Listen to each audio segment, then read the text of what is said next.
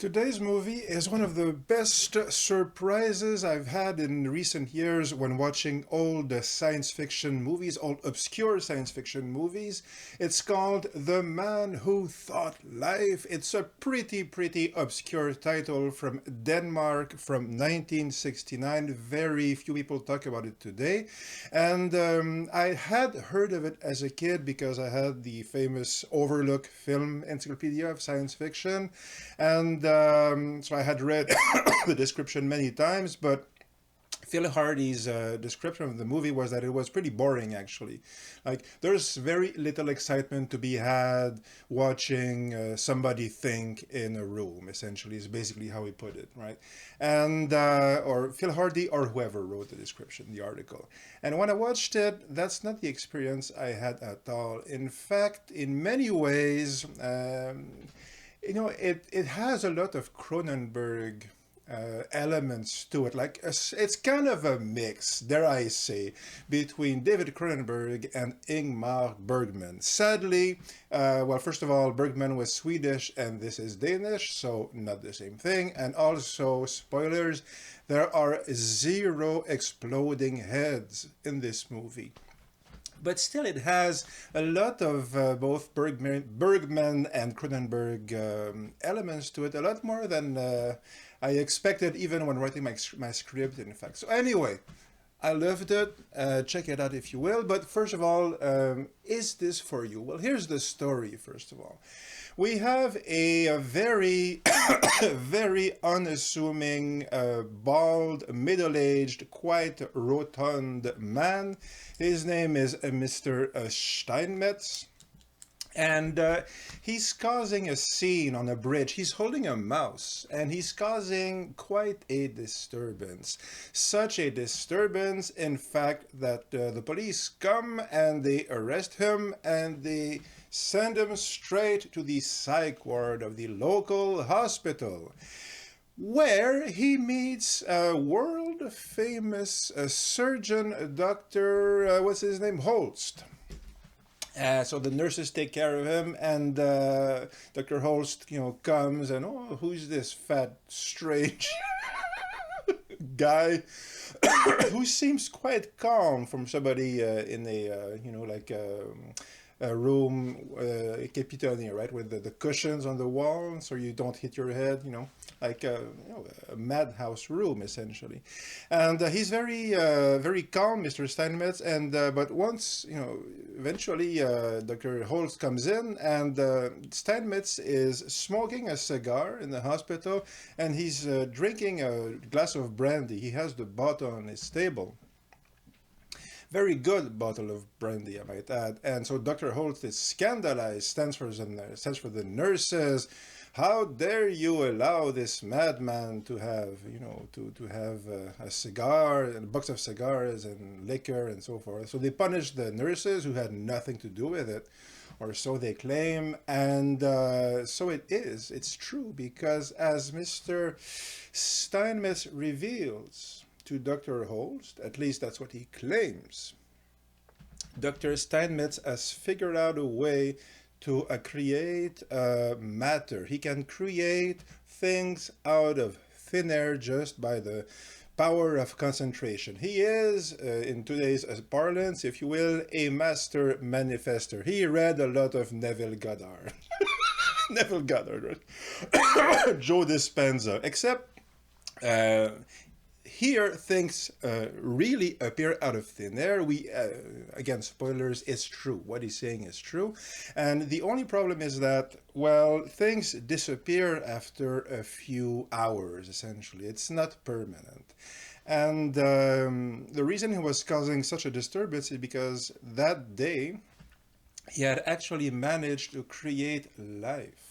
Like a Frankenstein of the mind, that little mouse. He had created this living being out of his mind, and the only problem is that, well, it also disappears after a few hours, and so Mr. Steinmetz has essentially an offer he would like to propose to our Dr. Holst, a world famous world surgeon, brain surgeon, like world famous brain surgeon. operate on my mind, operate on my brain, and this will fix the whatever it is that makes the manifestations go away after a few hours. Mr. Steinmetz is convinced of this. He knows precisely the part of the brain that needs to be operated on, and so forth. So he says to Dr. Holst, yeah, I can do this, and do this for me, and I will shower you with untold riches. In fact, whatever it is you want, I will create it out of thin air for you. Well, you might say it's an interesting offer, perhaps, assuming Steinmetz isn't completely insane. But what happens if Dr. Holst says no? What happens if he refuses? Well, he does refuse. And what happens next? Well, the only way to find out is to watch The Man Who Thought Life. And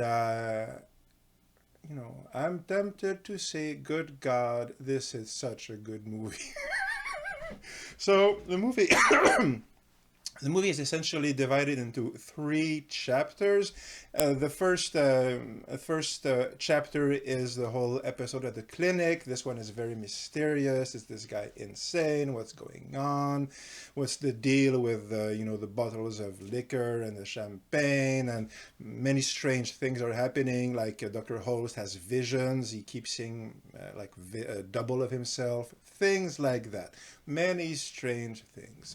The second part is Mr. Steinmetz invites Dr. Holst at his luxurious mansion, a stately Steinmetz mansion, and makes the offer and tries to convince him, because Dr. Holst, he's not enthusiastic at any point in this movie. Like he's thinking it over.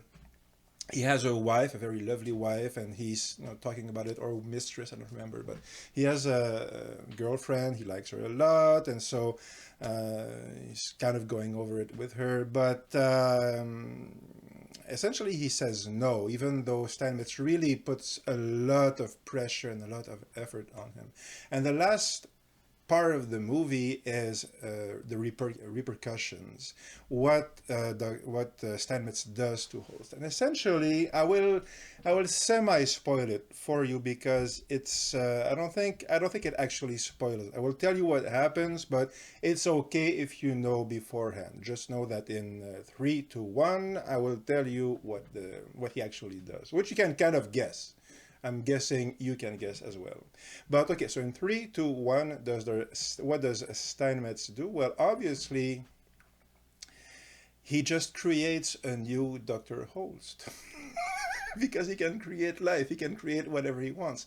So he creates a double of Dr. Holst, and what is amazing is that he actually creates a better version of him in all ways. And a big part of what the movie, why the movie is so good, is because of that. Like, there's a really surprising emotional depth and truth to this movie. So I haven't talked about the direction and the visuals and all of that. So I'll mention it here, because that's part of what gives it both the Bergman feel and the Cronenberg feel.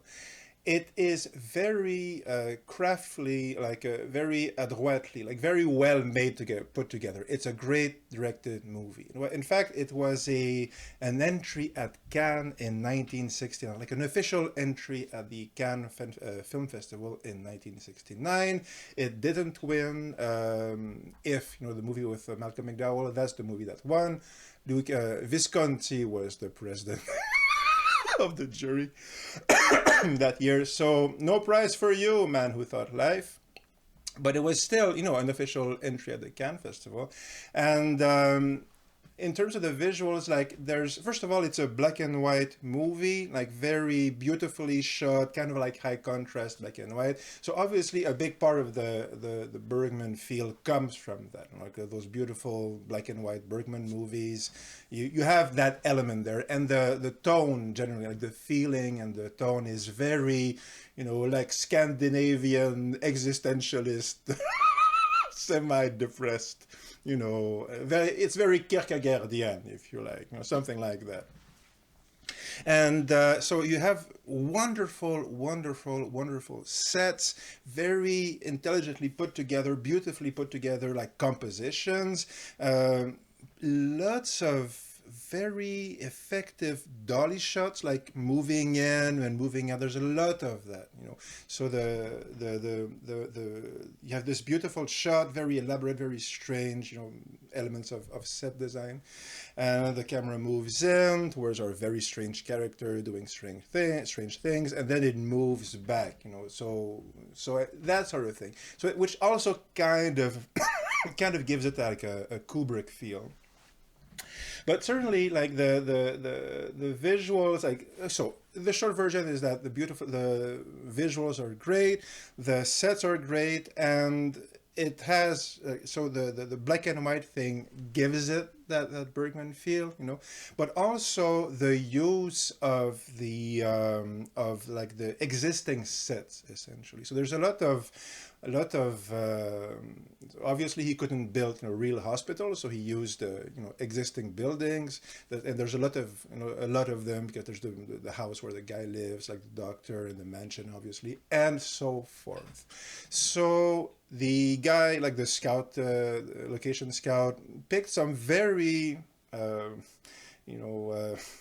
very striking looking buildings, which again is part of what gives it that Cronenberg feel, because Cronenberg did a lot of that, with like Scanners and Shivers, obviously, which was shot not very far from where I live, actually. Like that building in Shivers, like the new found, like whatever, the Shivers building, not very far from where I am. So, but like even in Crash, which was shot in Toronto, whatever, like, so Cronenberg is very good for using like the Brutalis or whatever, like the cold modernity of buildings, and using that both elegance of the architecture, but also kind of sense of unease and despair and oppression, which one can get in a lot of modern buildings, sometimes.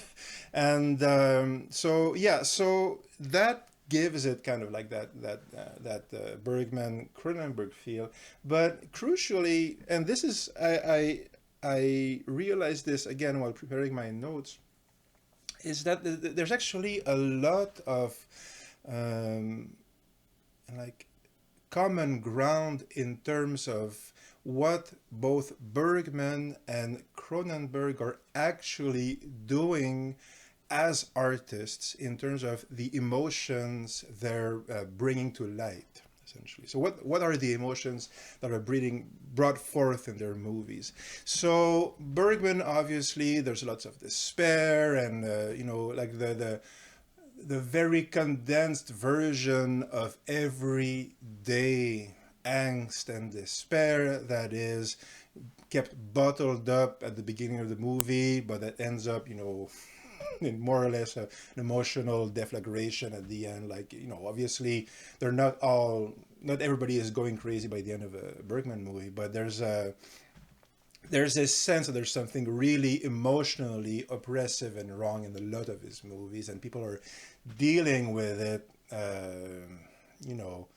as one deals with an ever-increasing sense of doom and despair. And a lot of his movies are kind of about that, and at least the ones I've seen, and about, about the different ways of dealing with that and experience that. I hadn't thought of it, but there is a strong personal flavor to this movie, like Persona, the Bergman movie, which I absolutely loved, which isn't a science fiction movie per se, but both that and I will also plug Hour of the Wolf, his kind of horror fantasy, like horror movie. Both very, very, very effective Bergman movies where, again, that existential horror is uh, expressed in a horror fantasy story. But okay, I mentioned Hour of the Wolf because I love it so much. It's one of my favorite movies. But like Persona is about these two women, and there's an older actress and a young nurse, and they start forming this symbiotic, unhealthy relationship, and eventually something happens, which is very David Lynchian, if you like, very strange and weird, and they kind of end up switching places. So that sort of like poetically, we're in kind of the same zones as this movie is.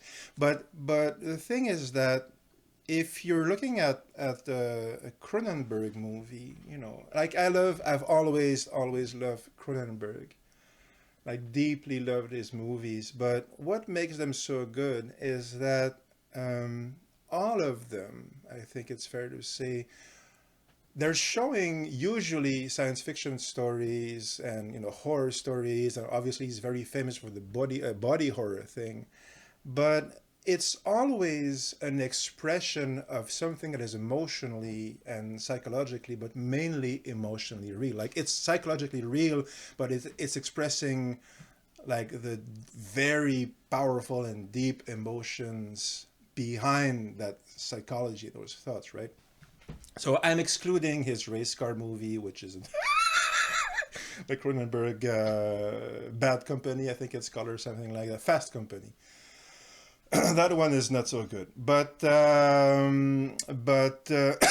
yeah, like Shivers, it's all about repressed sexuality and disintegrating middle class couples, and so there's a lot of that. The Brood, which is one of his total masterpieces, it's about his divorce. It's very difficult, it seems, divorce he had in around 1978, 79, something like that. So yeah, The Brood is about this couple who are having a very hard time, and the woman is kind of going insane, and she gets sent to this very avant-garde psychotherapy clinic or something like that, where Oliver Reed is the doctor. It's very 70s, and she starts manifesting like essentially monsters, because her psyche is expressing like benevolent tumors, something like that, and they start killing people. And but the whole thing is that it's a metaphor for the disintegrating couple and the horror of that, which is something a lot of people have felt, right? So well, Scanners is a bit less that, but even that, Scanners is a lot about the difficulty of being an artist and integrating like what like integrating normal life if you're not normal, if you're very sensitive, or perhaps what we call nowadays neurosensitive. I hadn't thought of that, but there's probably a way you could look at it from that lens. There's the famous scene in Scanners, my favorite scene probably, where the main character goes to see a sculptor. He makes these huge papier-mâché heads, essentially. You can walk in them, and the main character in Scanners sees this sculptor who has the psychic power, the scanner power, and essentially says, why do you do all this? Why do you do all this art? And he says, art keeps me sane. Art sane. Art sane, kind of like that. And he's obviously not that sane, right, the sculptor. But the thing is that there's a very real emotional truth to that. If you're anything like an artist, and even, as I said, like it's a lot more common, this sense of being like adrift in an ocean of normalcy, and where you can't find your anything to hang on to, because you feel like you're drowning, essentially. Those sort of emotions. And obviously Dead Ringers, about those two brothers who are going insane, and the couple, and essentially one is going like further and further into he's drowning into addiction, essentially, like the Jeremy Irons twins movies. So, and so forth and so forth. And all of these movies, like Crash, topic for another day, like Crash, again. I love it so much. I will talk about it another day. But the key point here is that what are all these emotions in the Cronenberg movies? Well, it's the sense that you feel when you're being nice and you're trying to conform and shaking hands and inviting people to dinner parties, but inside you have all these very deep emotions and thoughts are very hard to manage, and this sense again of angst and despair and all these things, but in a somewhat unassuming way. Like, it's not the best word, but the idea is that not every big tragedy or big drama is a big show. Okay, not all of it is fireworks and exploding heads. Some of it is a lot more subdued, and so that very intense, that field of very intense existential emotions, that's something. It seems to be that we definitely have in Bergman and in Cronenberg, and which we have here. And the thing is that there's this feeling of like, it strongly affects the tone essentially. So that flavor, that tone, that feeling, okay, that which Bergman has in his way, it just Cronenberg has in his way. But again, there's a lot of overlap in the Venn diagram of both of these artists. Well, you have that here, and so the story is very good. The actors are very excellent. I have to say, I also like the fact that the main guy, like the main bad guy, if you can call him that.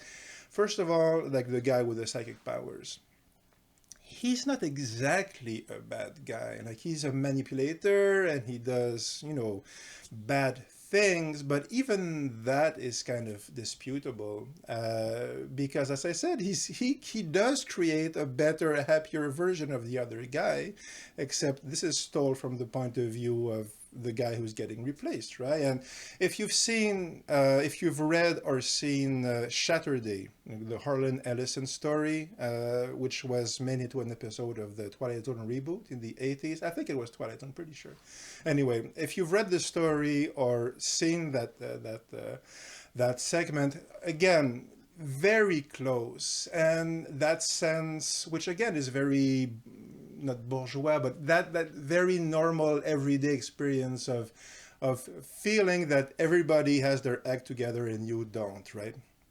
And you kind of don't deserve it, and you're trying your best, and you're this world famous surgeon and all these things, but somehow you still feel like a failure, and that sort of thing. Like, you have a lot of insecurities, and there's a lot of tension and horror and hard to deal with stuff inside.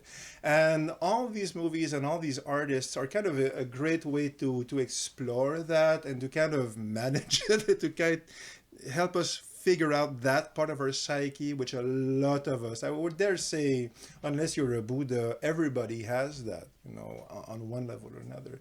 And so movies like this, I mean, we're attracted to them for a reason. So essentially, yeah, and the story is great. The actors are great. As I was about to say, the bad guy, he's a fat, bald guy. Okay, he doesn't look like a movie star. He doesn't look, he doesn't look like Jeff Bridges, who I love, obviously. Everybody loves Jeff Bridges. He's one of the coolest guys on earth by far. But, there was a movie called The Vanishing. I will finish on this. Like a movie called The Vanishing from, I think, Netherlands or Belgium, something like that. With kind of, in some ways, kind of a similar feel, at least, where a guy is... he's on a road trip with his girlfriend, and she disappears, and he doesn't know where she is, and so he starts looking for her, and he spends years looking for her, and he becomes like he appears on television, and he's kind of really obsessed with that. And at the same time, we're following a very, very normal and unassuming middle-aged, bearded, boring guy, with a house in the country and whatever. And yeah, eventually the movie, like the Vanishing, you put two and two together, and he's not a he's not a nice guy. This very unassuming bad guy. He's actually, yeah. I won't spoil it, but he's not a good guy. And but the Vanishing works because the guy he seems so boring and normal. He has a wife, he has a young child, obviously loves her. So both of them, in fact. And when they did the remake, well, they hired Jeff Bridges to instead of the boring guy, and they made him like into a raving lunatic essentially. So there was a lot of subtlety that was lost there. And so the idea here is that I like seeing boring looking people in very good, psychologically deep, roles and stories, because again, most of us don't look like movie stars or something. Most of us, like a lot of us, look like very boring people, and from the outside we might feel like we're living very boring lives, but there's a lot of drama behind that, like beneath that, and which is what we see in this movie, and which these movies again help us to express. And so it's just a cool movie, a really cool movie, and not boring at all. And there's actually surprisingly little scenes, a few scenes that involve a guy just staring at the wall and thinking. That's not what the movie is about. The sound and music is great, the visuals are great, the sound is great, like the sets, the actors, the story, the tone, the atmosphere. And again, it at the end of the day, it kind of does feel like a cross between, like Scanners and a Bergman movie. So how cool is that? The Man Who Thought Life. Do check it out. Let me know what you think. Until then, keep watching the skies. See you soon. Live long and prosper.